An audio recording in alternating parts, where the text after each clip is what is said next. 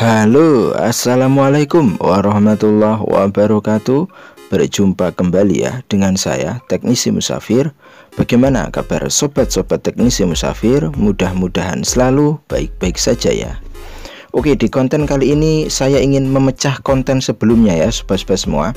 Karena di Xiaomi, khususnya di Xiaomi nih ya, yang sangat penting sekali mengenai untuk mengetahui garansi TAM atau distributor, itu kan perlu kita melakukan pengecekan melalui email. Nah, di konten sebelum ini sudah saya share, hanya saja saya pakai sistem manual ya, yaitu di HP-nya langsung kita ketik saja bintang pagar 06 pagar. Nah, terus timbul pertanyaan, terus bagaimana ngecek email posisi HP terkunci ya, baik password ataupun pola, bahkan HP itu bootloop. Nah, kardus juga nggak ada. Nah, itu kan repot. Nah, di sini saya akan berikan atau akan saya bagikan bagaimana cara cek email posisi HP terkunci pola ataupun password, kardusnya hilang ya, kotak HP-nya hilang, atau mungkin bootloop. Ini khusus untuk Xiaomi ya sobat-sobat semua, karena memang untuk Xiaomi ini masalah di softwarenya itu ribet. Kita benar-benar harus tahu garansi TAM atau distributor. Nah, gitu ya. Nah, di sini saya gunakan Mi Flash Pro ya, sobat-sobat semua. Nanti sobat-sobat semua tinggal download saja di deskripsi. Ini gratis ya. Nah, setelah sobat-sobat install, sobat-sobat semua harus sign in ya dengan akun Mi yang sudah sobat-sobat semua punya. Kalau belum punya ya silahkan buat. Di situ ada nanti cara buatnya ya. Boleh pakai email, boleh pakai nomor telepon juga boleh. Nah, ini untuk toolnya sudah tampil ya di desktop.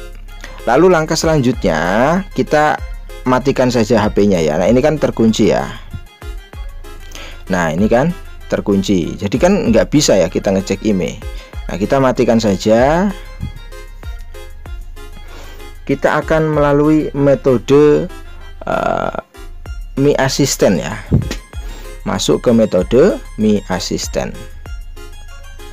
Caranya gampang. Jadi kalau sudah toolnya sudah sobat-sobat semua download, tinggal kita masuk ke mode recovery dulu ya.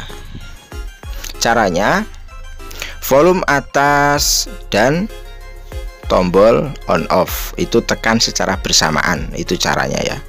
Nah, ini volume atas dan tombol on off tekan secara bersamaan sampai HP itu bergetar. Ketika sudah muncul logo Mi, lepas. Nah, ini baru kita lepas. Tunggu dia masuk recovery ya. Kita tunggu sampai masuk ke recovery. Nah, ini sudah masuk ya. Lalu kita pilih bagian paling bawah ya untuk terkoneksi ke Mi Assistant. Jadi caranya tinggal kita gunakan tombol kombinasi, yaitu tombol bawah kita arahkan ke connect Mi Assistant itu ya. Lalu kita klik tombol OK-nya pakai tombol on off. Nah, sampai muncul gambar seperti ini ya sobat-sobat semua, gambar HP lalu ada USB-nya. Lalu kita tinggal hubungkan saja HP-nya, maka di tool langsung akan terdeteksi. Nah, seperti itu find device ya, berarti tool sudah mendeteksi. Nah, ini notifikasi ketika dikoneksikan. Lalu kita klik flash recovery. Nah, ini lalu terbaca semua ya. Untuk HP-nya Redmi 7A, untuk MUI-nya versi MUI 11 ya. Untuk emailnya email 1, email 2 juga bisa. Dan tool ini juga bisa untuk hard reset ya, tanpa harus melakukan flashing. Nah, itu bisa sobat-sobat semua klik wipe user data itu untuk hard reset ya, apabila lupa pola bagi Xiaomi yang memang tidak bisa di hard reset secara manual. Jadi bisa gunakan wipe user data.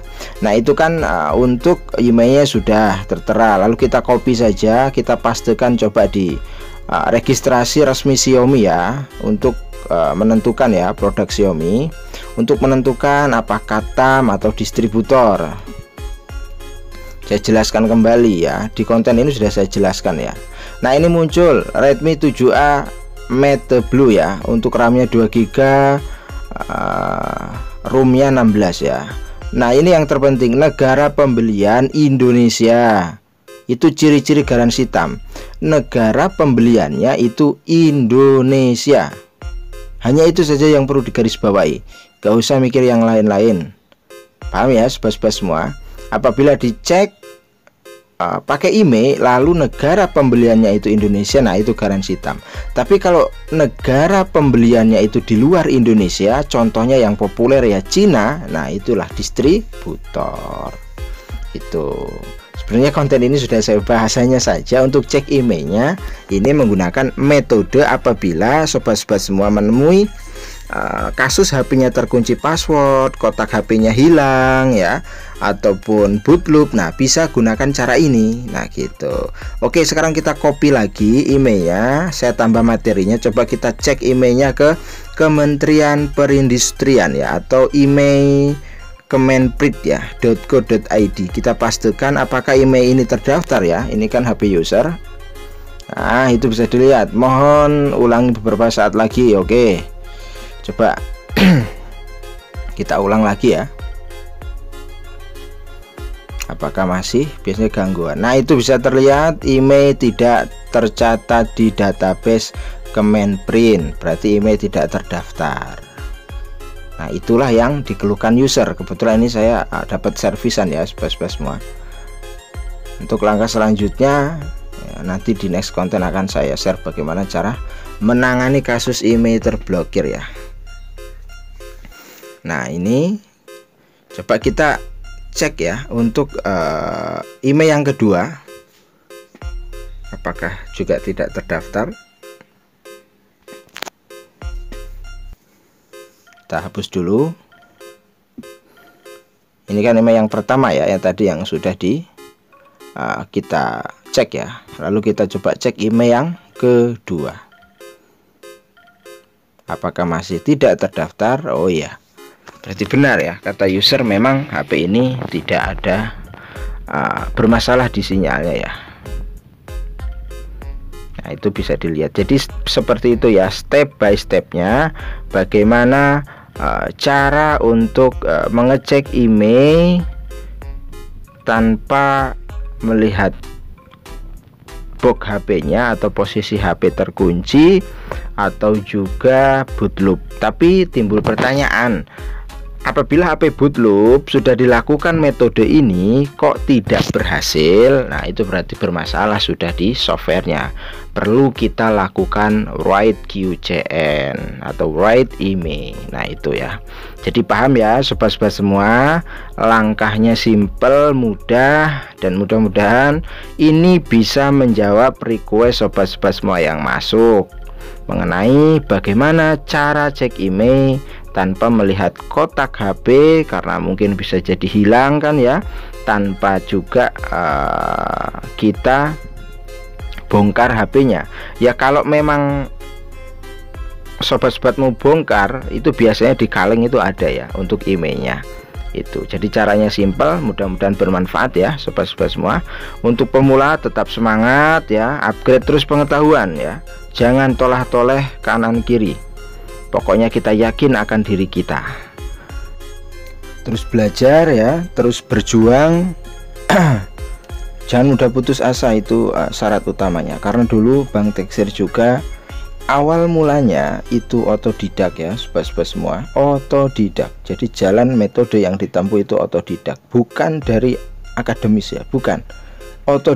Otodidak real dari tahun 2000, mulai belajar 2009. Jadi mulai buka servis atau buka counter itu di 2012. Tetap semangat ya, insya Allah. Terus video-video dari konten-konten Bang Teksir akan terus mensupport pemula. Mungkin itu saja untuk video pembahasan pada kali ini, mudah-mudahan bermanfaat. Sampai berjumpa lagi di video berikutnya. Assalamualaikum warahmatullahi wabarakatuh.